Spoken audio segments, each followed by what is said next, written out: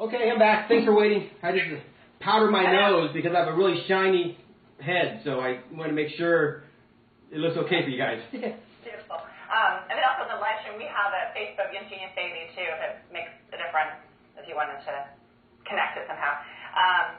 But anyway, so I'm going to do the intro after this, if that's okay, and we'll just go into it. Okay. Awesome.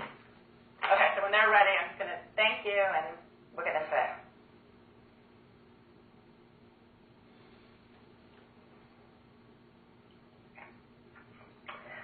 Let me make sure I'm saying your name wrong. Doan, right? Or Doan? Yeah, Doan is best. You know, that's Americanized, but Vietnamese is actually Duan. Duan, okay. Which one do you prefer? Doan, because everyone knows me by Doan. Yeah. Okay. Dr. Doan, thank you so much for being here. Thank you so much for having me. It's a pleasure. Yep. You have a really interesting background. Can you tell us how you got into being an expert in technology addiction?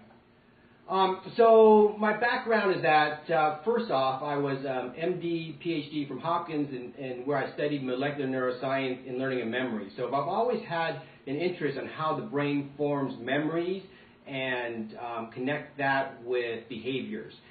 Being a neuroscientist, you know, we study the brain as the computer that controls the body. And so as I ventured into the modern era, we started noticing my colleagues who are clinicians, as well as social workers and therapists and early development specialists, noticed that there were children that seemed to look like addicts when it dealt with digital media, meaning that, you know, digital media being anything on the phone or the screen, like animated stuff or movies, and then video games, and then all the way up to explicit sexual material, right? So what we discovered was that this, when it looks like an addiction, smells like an addiction, and everything are the signs of addiction, it has to be addiction.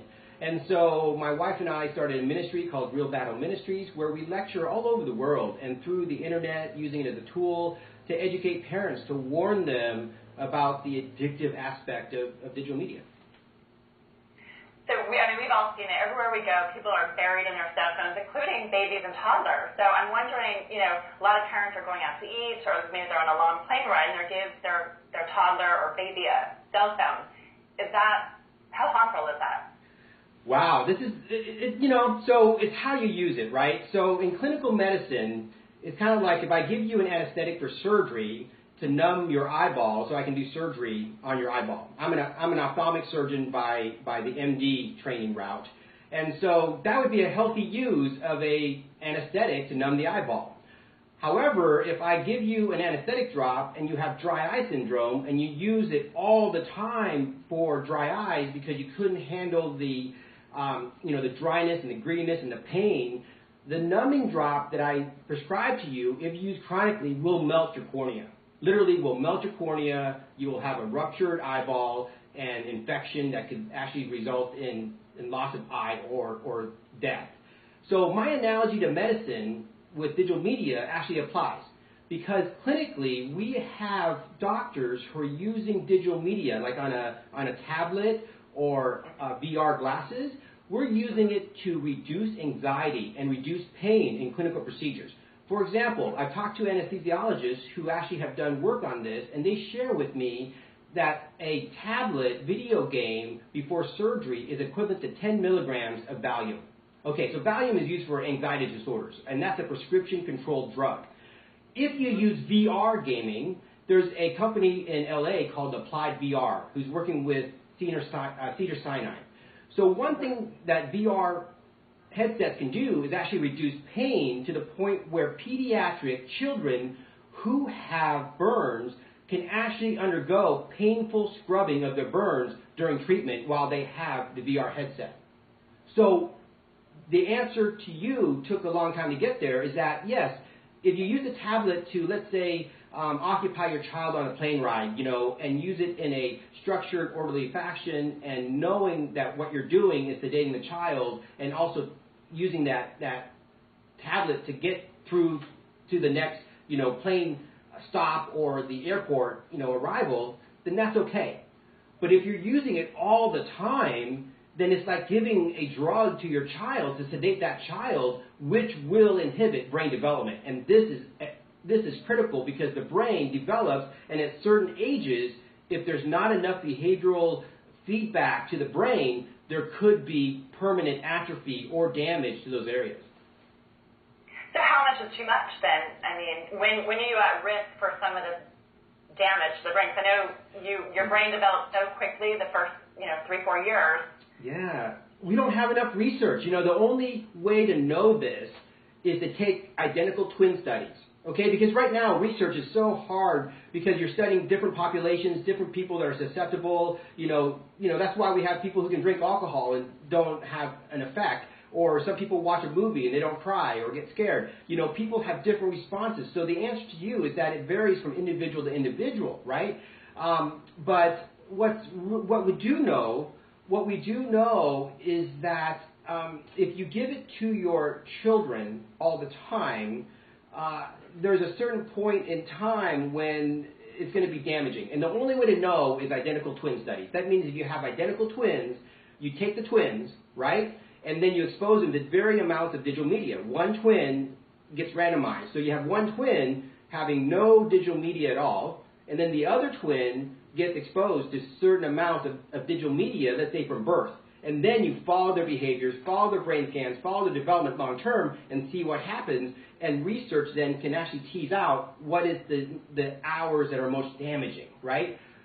Mm-hmm. That would be the answer for children. What we do know from China, though, they have over 200 addiction centers specialized in addictions on digital media and internet and gaming.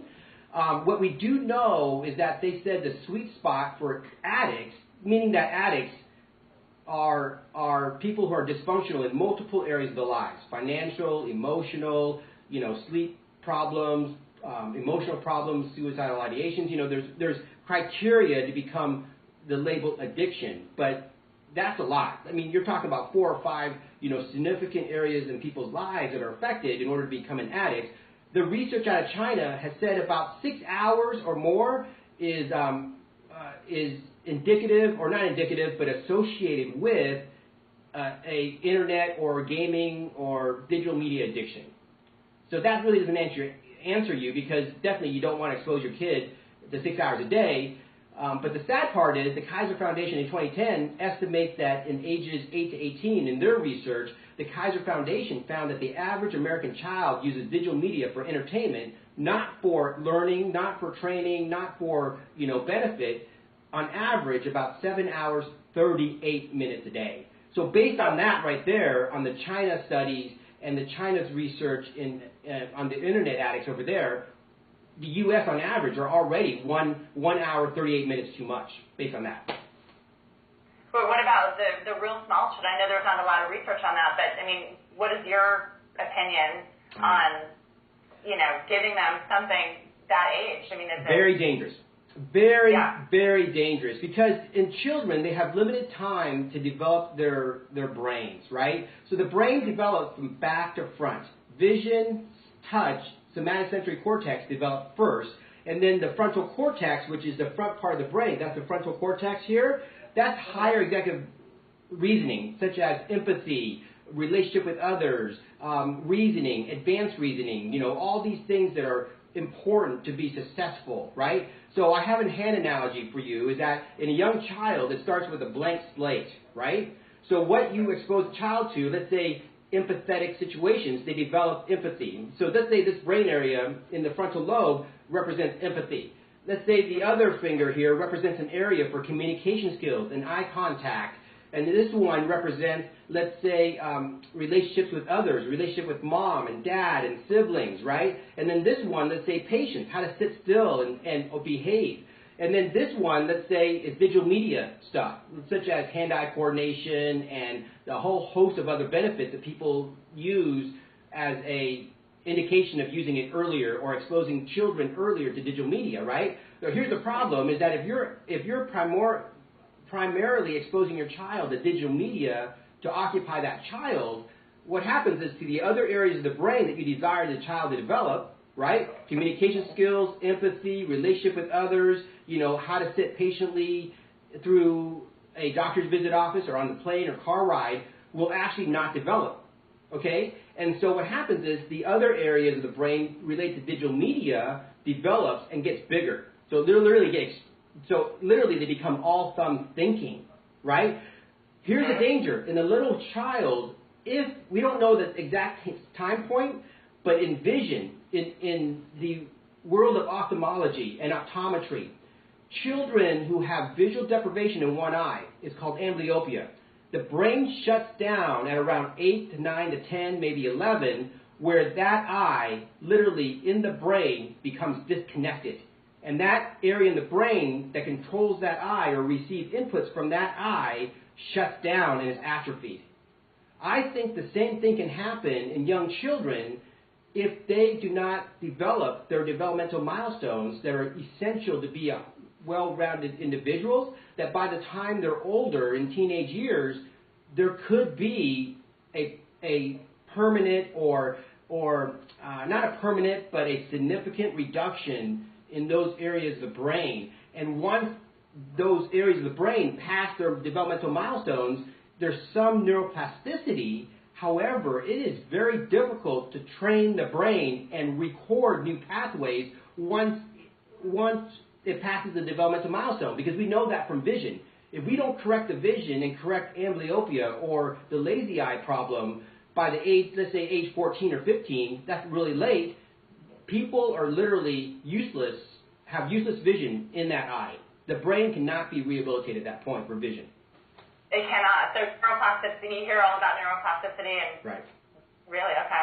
Yeah, so I have people who have lazy eye syndrome who didn't get proper treatment and they're adults. What they see is count fingers in my clinic.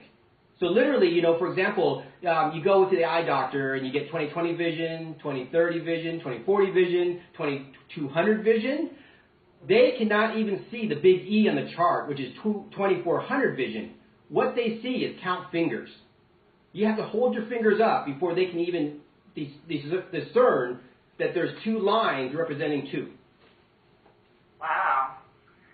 So how is technology addiction different from other types of addiction? Are more people, you were talking about the twins, but are certain people more susceptible, or is everybody at risk if you are exposed to too much technology? I think everyone's at risk. The model for addiction is stress leads to a craving for a ritual to relieve that stress in life. Okay? Mm-hmm. If you pick the proper rituals to let's say soothe that stress, then it becomes healthy. So for example, I was on a long plane ride, and I was observing two children in public. And so these are not patients, so I'm not breaking HIPAA or any medical, guidelines. This is public, and I'm just observing this in public. Both were relatively the same age, about 2, and they're girls. One had a stuffed animal, and she was sucking her thumb to self-soothe, and then she had a blanket, and she was using it to self-soothe. And it was interesting because I would look at her, smile, try to engage, and she would just smile, and then she leaned back to her mom, and then she felt comfortable, but she wasn't scared, and she knew how to interact. Mm-hmm. The other 2-year-old in front of me, the mom literally had on the entire flight the phone in front of her face on a cartoon. Okay?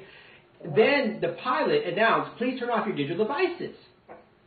She turns off the digital device, so it's kind of like now unplugging the IV drip of Valium, right?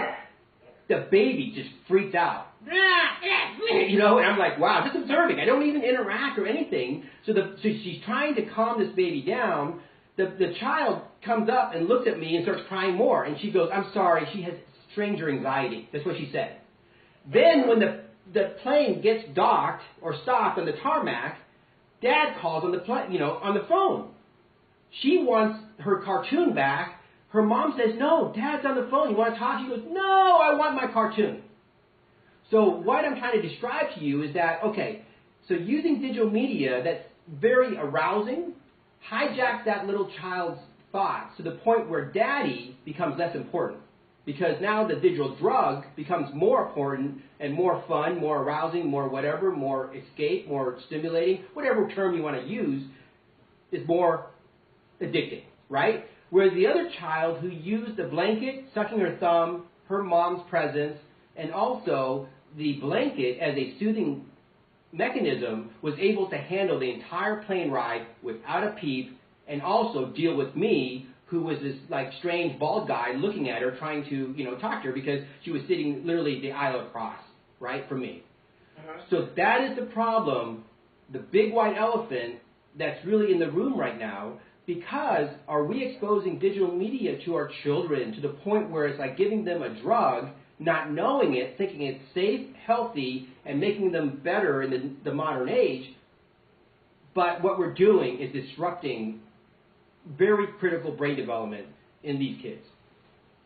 How do you know if your toddler has a tech addiction, what are the signs? I mean, you mentioned a little bit, but is there other signs that you need to look out for? The parent might not think they're giving them too much technology, but... Sure. So first of all, you have to look for withdrawal symptoms. Taking away, having fits, having, temper tantrums. But that's hard because kids have usually temper tantrums anyway, right? And then the other thing is maybe lying or deceiving parents to get to use more. So what we see is that kids will say, yes, I've done my homework, or yes, I've read my book, or yes, I've done this, or cleaned my room, or whatever, only to find out they shortcut what they were supposed to do to go for the reward.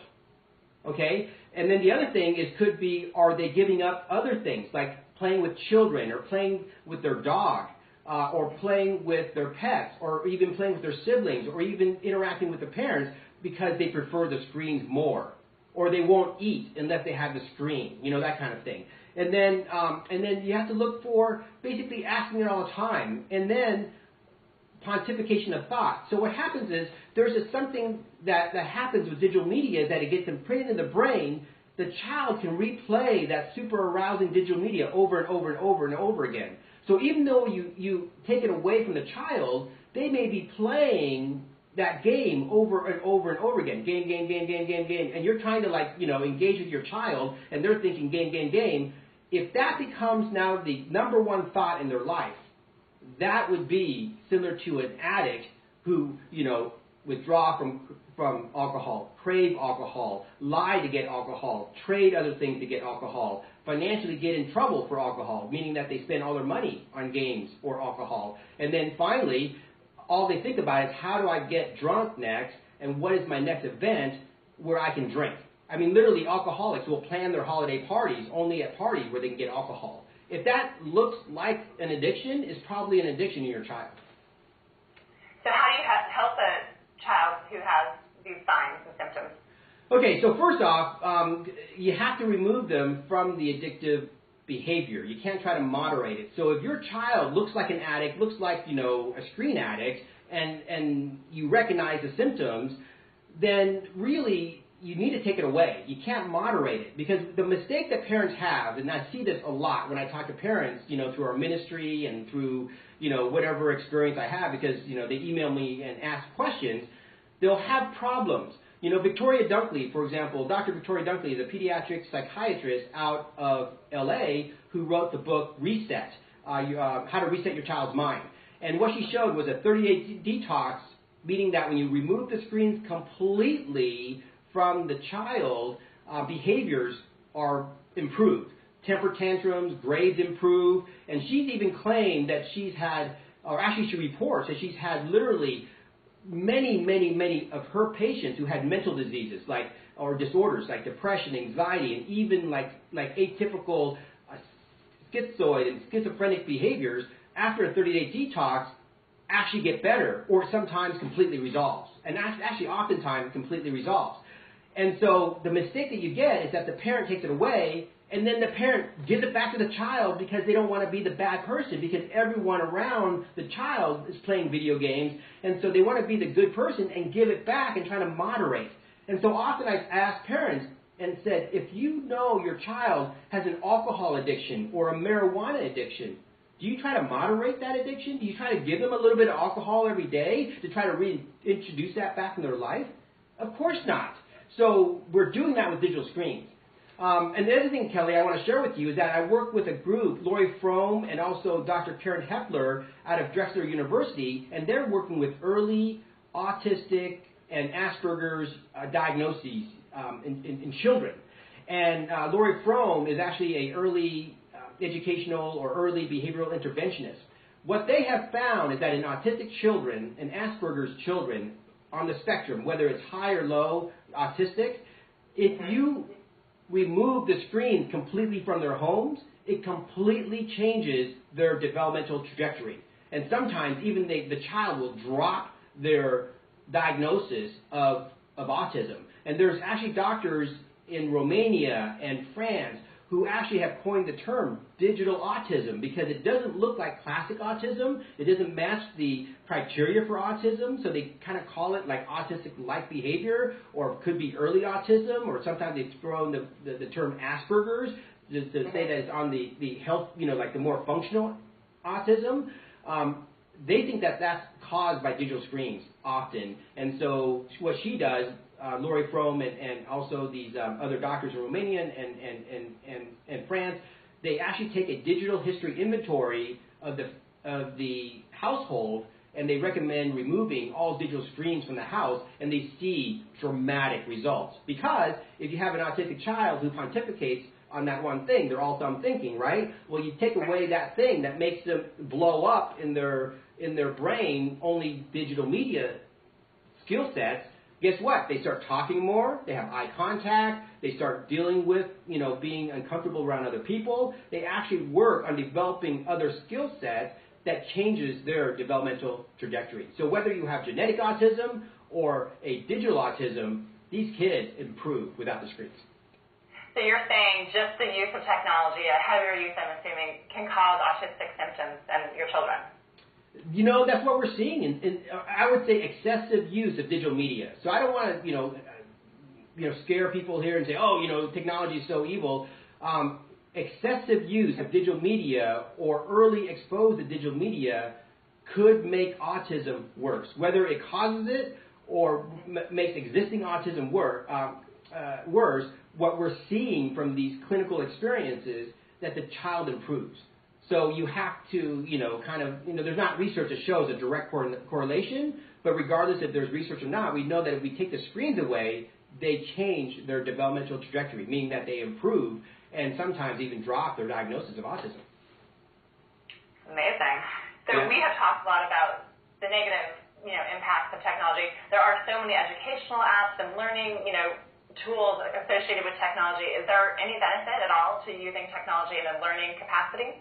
Absolutely. So the way I describe this is kind of like a syringe in clinical medicine. The syringe is a plastic container that I can put any kind of medication in there, right? I can put let's say a diabetic who needs insulin to inject insulin to help them with their type 1 diabetes. Mm-hmm. I can also put heroin in the syringe, right? So really, technology is that. So what I've broken down to people is that they tend to use the overriding term, like video games, to cover all video games, right? So that's where the research is so difficult. What happens is video games is actually broken on a spectrum of what I call digital potency. Now, things that are potent, meaning that they arouse the body, arouse the mind, helps, get the body excited, goes from educational, which I call digital veggies, to the other spectrum called digital sugar. Okay? So then, to describe what I'm talking about is that educational games that you referred to, Kelly, would be somewhere like past the point of Excel spreadsheets and checking email, right? So what happens is, so let's say email, word processing over here. Really boring, digital veggies, that. We don't like it, right? And then you jump over here, and it's a math learning game. You see what I'm saying? Then you jump over here, and it could be, a game where you build Lego blocks and build online worlds. And then over here, you have online play for first-person shooters, where you can get to kill other people and show how good they are. And then over here, you can have maybe digital fantasies, where you role play and on social media and meet really exciting people. And then finally, over here, you have the digital crack of pornography and sexual images. You see what I'm saying? So therefore, so my answer to you is that we had to define that first, because the research does show that educational games can actually be very effective for learning tools. We know from research, for example, that surgeons who play video games actually are better surgeons than surgeons who don't play video games. So it helps with hand-eye coordination. We also know this from the research from the University of California, Riverside, where they actually studied video game play in baseball players where they play this very boring video game. I mean, when you look at it, it's like black and gray circles and objects on a white flat background, and they're moving and they're working the eyes to, you know, to move. You wouldn't even think that's a video game. It's so boring. But they play that video game 30 minutes a day, and the entire baseball team on average improved their vision from 20/20 vision to 20/15 vision. And their hand-eye coordination improved to the point where the team's batting average all improved. You see? And so we also know that, you know, from the arousal aspect is that when you arouse the hypothalamus pituitary adrenal axis through digital media, for example, you raise the levels of cortisol. Well, cortisol from the adrenal gland is actually a glucocorticoid, and it's a transcription factor. It actually goes into the brain and helps to record memory better. So yes, when you have games and you have an engaging, let's say a TV show or engaging game or engaging digital media input, it turns you on, and as you turn you on, the brain records things better. That is why if you're in a lecture that's boring, it doesn't work so much to help people learn. So when games are used in that aspect of digital veggies, they are very effective in helping kids learn and develop educational skills.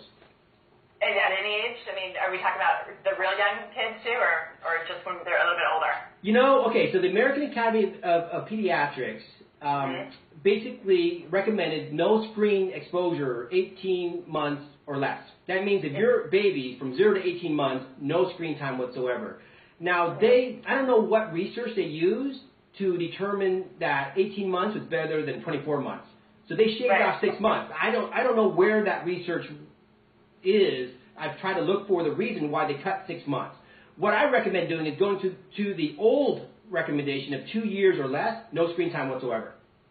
And then basically from, let's say, 3 to 10, you can go to half an hour to an hour max a day. And it has to be, you know, directed educational digital media, like TV shows that are educational. I mean, there's research out there that certain cartoons that are like, you know, sporadic and lots of stimulation actually lowers your child's IQ.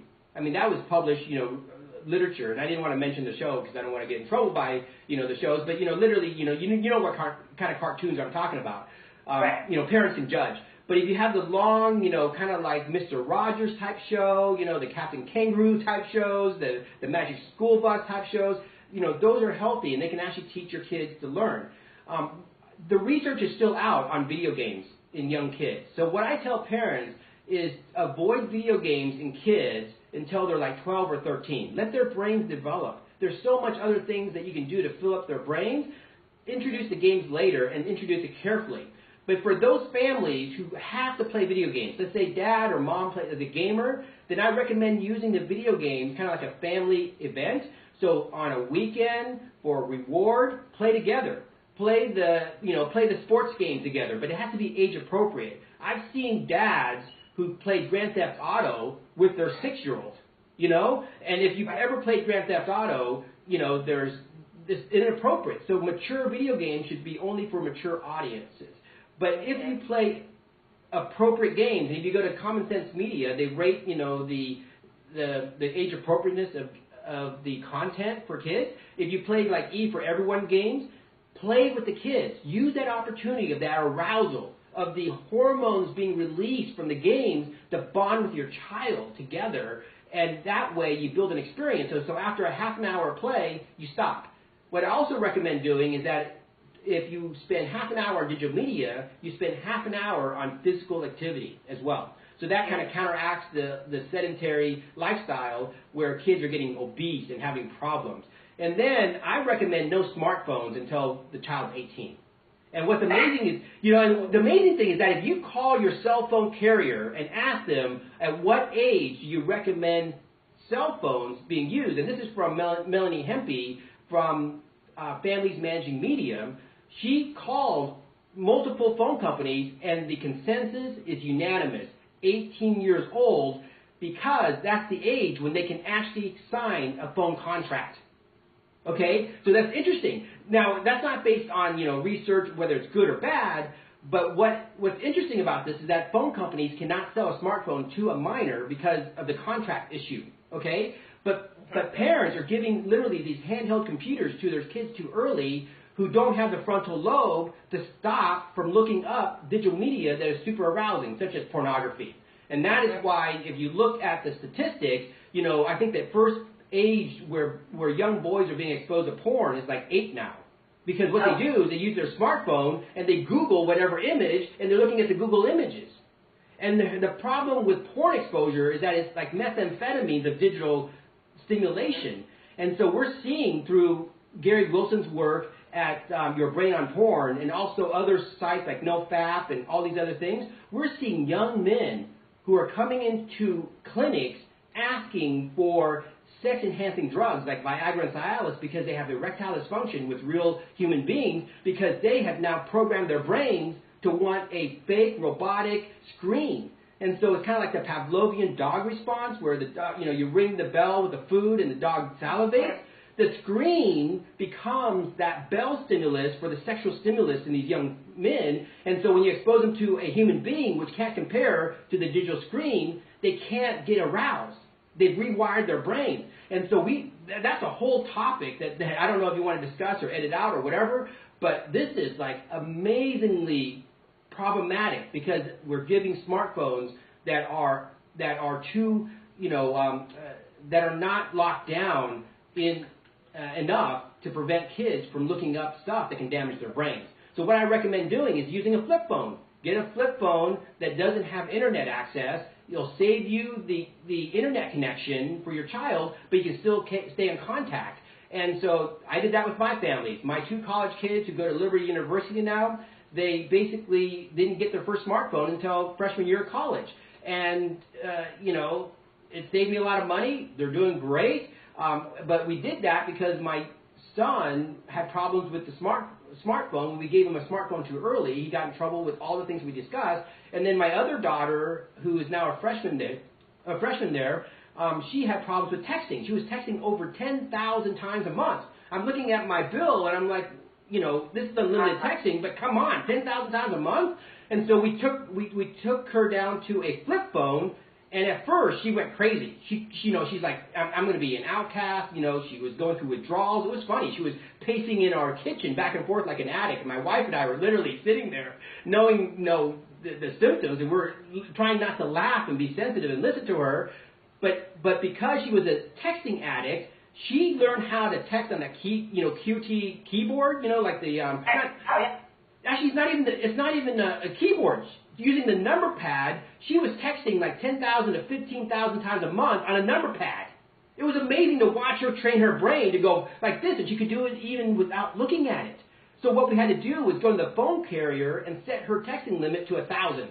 So that means if she used up her 1,000 first day of the month, that was it. And she had to learn how to, like, you know, budget her time. So she had to tell people, stop texting me, keep me out of the group text, you know, all this kind of stuff. So she managed it like money. And it was amazing to watch. And she's doing fabulous now with her smartphone. And they're getting, you know, 3.5 and above GPA in college, and just doing well with technology, showing that, hey, you can wait to give your kid a smartphone and it's not too late.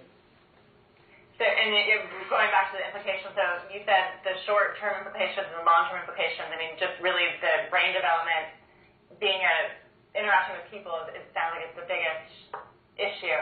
Absolutely, especially in young kids. You know, like for me, you know, I'm a 46-year-old guy now, and you know, if I decided to go into being a tech addict, okay, and I literally text like, I don't know, let's say I not text, I'm sorry, play video games for 120 hours a week, you know, or whatever, you know, just a ton, right?